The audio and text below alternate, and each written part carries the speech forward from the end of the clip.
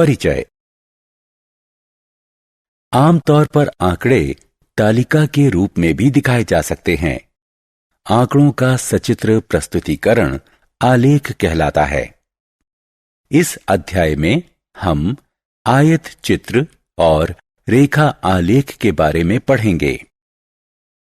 आलेख को अच्छी तरह से समझाने के लिए समाचार चैनल और पत्रिकाएं आलेख का उपयोग करती हैं। आलेख से बड़ी आसानी से समझा जा सकता है। ये पाई चार्ट है जिसमें एक पत्रिका की दुनिया भर के विभिन्न देशों में बिक्री की तुलना की गई है। इस तरह हम देखते हैं कि आलेख हमारे जीवन में कितनी अहम भूमिका निभाते हैं।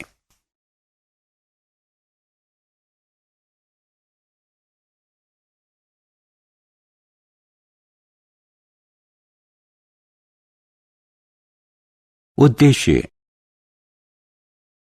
इस पाठ के अंत में आप निम्न करने में सक्षम हो जाएंगे: दंड आलेख खींचना, दिए गए आंकड़ों की पाई ग्राफ से प्रस्तुति करना, आयत चित्र खींचना, रेखा आलेख खींचना, आलेख पर बिंदु अंकित करना, आलेख की मदद से कुछ समप्रायोगिक समस्याओं को हल करना।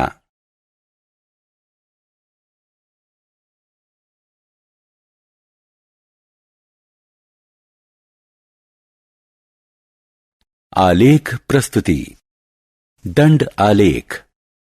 यहां सांख्यिकी आंकड़ों को सचित्र, समान चौड़ाई वाले कई ऊर्ध्वाधर या क्षैतिज आयताकार स्तंभ जो एक दूसरे से समान अंतर पर हैं के द्वारा दिखाया गया है।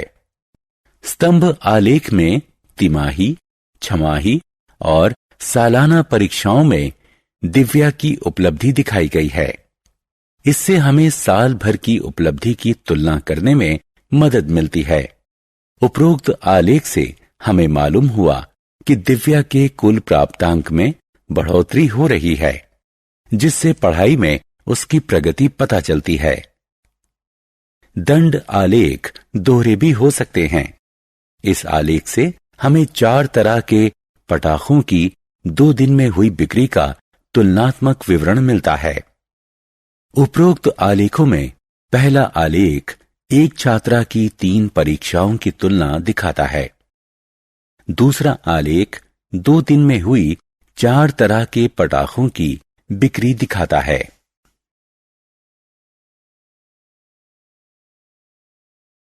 वृत्त आलेख या पाई ग्राफ। वृत्त आलेख का उपयोग किसी भी समूचे वृत्त के हिस्सों की तुलना के लिए किया जाता है। समूचा दिखाने वाला वृत्त वृत्त आलेख या पाई ग्राफ कहलाता है। 2008 के दिसंबर महीने में रामू ने अपना मासिक वेतन 7,200 रुपए विभिन्न वस्तुओं पर खर्च किया।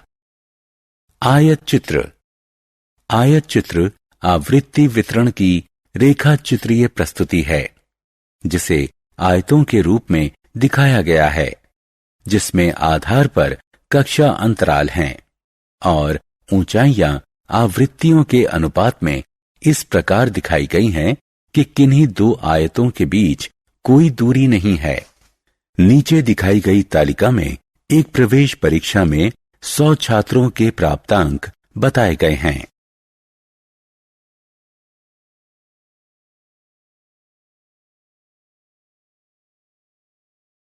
रेखा आलेख। रेखा आलेख से वे आंकड़े दिखाए जाते हैं जो समय की अवधि के साथ निरंतर बदलते रहते हैं। उपरोक्त तालिका में चेन्नई शहर का तापमान दिखाया गया है, जो दिन में हर 4 घंटे में लिया जाता है। इसे हम समय तापमान का आलेख कहते हैं। क्षैतिज अक्ष रेखा एक्स अक्ष तापमान लिए जाने का समय दिखाती है। ऊर्ध्वाधर रेखा यानी वाई अक्ष तापमान दिखाती है।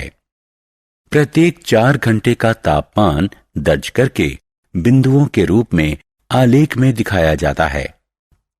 इन बिंदुओं को रेखा खंडों से जोड़ा जाता है। जिससे बनता है रेखा आलेख।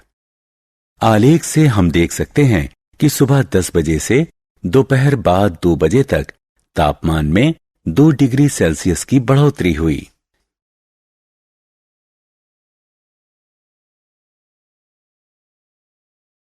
उदाहरण, यह एक साइकिल सवार का स्थिति समय आलेख है। आलेख में उन पलों का समय दिखाया गया है जब साइकिल सवार ने अनदेखी होने पर अपनी गति बदल दी। आलेख देखकर हम उस एक पल में साइकिल सवार की स्थिति का पता लगा सकते हैं।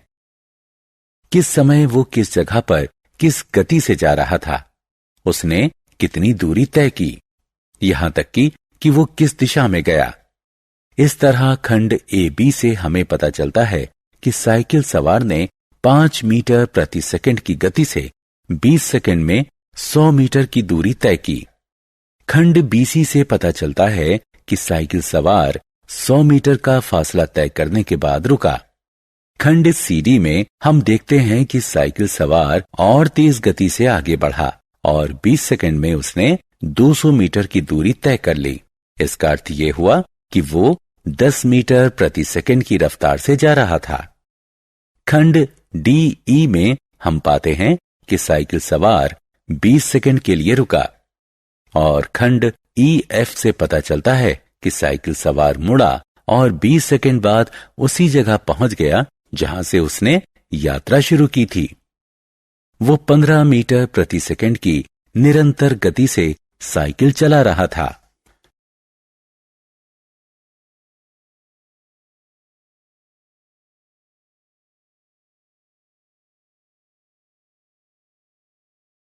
निर्देशांक। कक्षा में अपने स्थान का पता लगाइए। इसके लिए आपको 2 संख्याएं चाहिए, एक तो पंक्ति संख्या और दूसरी स्तंभ संख्या। उदाहरणार्थ 3, 2 यानी एक आलेख पर बाएं किनारे से 3 इकाइयां और नीचे के किनारे से 2 इकाइयों पर अंकित हैं। आलेख पर हम x और y अक्ष बनाते हैं और फिर आवश्यक बिंदु उस पर अंकित करते हैं। 3 कहलाएगा बिंदु का x निर्देशांक, 1, 2 है बिंदु का y निर्देशांक। हम कहेंगे बिंदु के निर्देशांक हैं 3, 2। हमेशा पहली संख्या x निर्देशांक को दर्शित करती है और दूसरी संख्या y निर्देशांक को।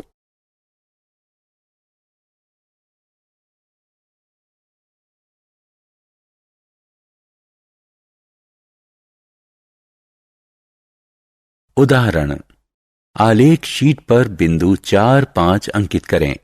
क्या ये 5, 4 के समान ही है? हल, एक्स वाई अक्ष का पता लगाएं।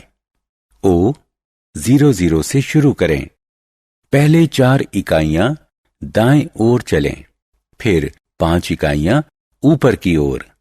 हम बिंदु 4, 5 पर पहुंच गए।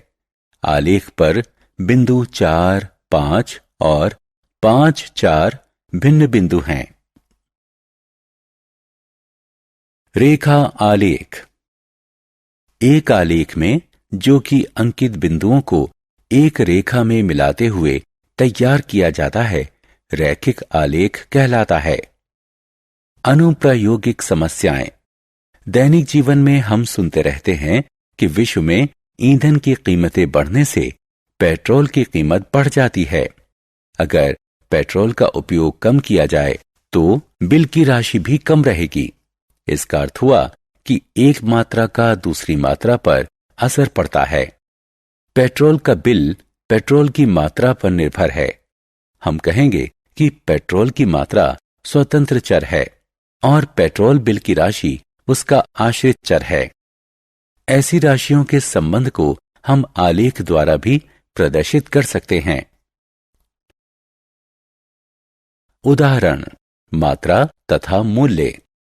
नीचे दी गई तालिका चावल और उसके मूल्य की मात्रा बताती है। ये आंकड़े दिखाने के लिए आलेख तैयार करें। चावल की किलोग्राम संख्या को x अक्ष यानी क्षैतिज अक्ष पर एक इकाई बराबर 5 किलोग्राम से चिन्हित कीजिए। चावल के मूल्य को वाई अक्ष यानी ऊर्ध्वाधर अक्ष पर एक इकाई बराबर 100 रुपए से चिन्हित कीजिए। बिंदुओं को अंकित करें।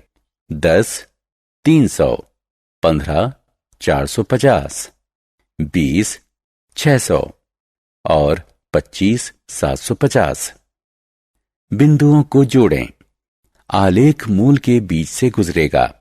मान लीजिए हम 17 किलोग्राम चावल का मूल्य जानना चाहते हैं, तो क्षैतिज अक्ष पर 17 ढूंढें।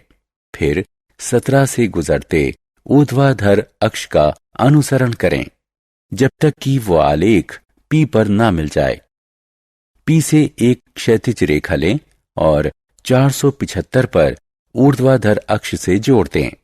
ये मिलन बिंदु 17,475 आपका उत्तर है। ये एक ऐसी परिस्थिति का आलेख है जिसमें दो राशियां समानुपात में हैं। ये आलेख हमेशा रैखिक ही होगा। उदाहरण, मूल और साधारण ब्याज। एक बैंक वरिष्ठ नागरिकों को उनकी जमा राशि पर 11% साधारण ब्याज देता है। जमा राशि और उस पर अर्जित ब्याज के बीच संबंध दिखाने वाला आलेख बनाएं। 500 रुपए के निवेश पर मिलने वाला वार्षिक ब्याज। 88 रुपए वार्षिक साधारण ब्याज अर्जित करने के लिए आपको कितना निवेश करना होगा? हल। क्षैतिज अक्ष पर रुपए का निवेश x में अंकित करें। यहां एक इकाई बराबर 100 रुपए है। ऊर्ध्वाधर अक्ष पर ब्याज के रुपए को y अंकित करें। यहां एक इकाई बराबर 10 रुपए है। बिंदु 555, 666, 777, 888, 999, 1110 अंकित करें। अब इन बिंदुओं को जोड़ दें। 500 रुपए x अक्ष पर हमें मिलेगा 55 रुपए ब्याज y अक्ष पर। y अक्ष पर 88 रुपए होने पर जमा राशि होगी 800 रुपए x अक्ष पर। उदाहरण, समय और दूरी। अक्षय किसी कार को लगातार 40 किलोमीटर प्रति घंटा की रफ्तार से चला सकता है। इस स्थिति के लिए समय दूरी आलेख बनाएं। इससे पता लगाएं 160 किलोमीटर की दूरी तय करने में अक्षय ने कितना समय लिया। 2.5 घंटे में अक्षय ने कितनी दूरी तय की। हल। इन राशियों से हमें निम्न तालिका प्राप्त होती है। पैमाना x अक्ष 1 इकाई बराबर 1 घंटा, y अक्ष 1 इकाई बराबर 40 किलोमीटर। क्षैतिज अक्ष समय दर्शाते हैं। ऊर्ध्वाधर अक्ष दूरी दर्शाते हैं। 1 40, 2 80, 3 120, 4 160 तथा 5 200 बिंदुओं को अंकित कीजिए। बिंदुओं को मिलाइए, हमें एक रैखिक आलेख प्राप्त होता है। ऊर्ध्वाधर अक्ष पर 160 किलोमीटर क्षैतिज अक्ष के 4 घंटे के अनुपात में है। क्षैतिज अक्ष का 2.5 घंटा ऊर्ध्वाधर अक्ष के 100 किलोमीटर के अनुपात में है। इसलिए 160 किलोमीटर की दूरी अक्षय ने 4 घंटे में तय की और 2.5 घंटे में वो 100 किलोमीटर की दूरी तय कर सकेगा। सारांश। आइए हमने जो कुछ सीखा है उसे संक्षेप में दोहराएं। आंकड़ों की सचित्र प्रस्तुति आलेख कहलाती है। दंड आलेख का उपयोग श्रेणियों के बीच तुलना के लिए किया जाता है।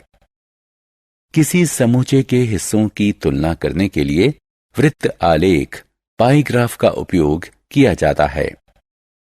आयत चित्र लगातार अंतराल वाले आंकड़ों के लिए दंड आलेख होता है। रेखा आलेख में वो आंकड़े दिखाए जाते हैं जो समय के साथ बदलते रहते हैं। अंकित बिंदुओं को मिलाने पर प्राप्त आलेख एक सरल रेखा होती है। आलेख पर एक बिंदु अंकित करने के लिए हमें x और y निर्देशांकों की जरूरत पड़ती है। हम रेखा आलेख के माध्यम से समानुपात दिखा सकते हैं।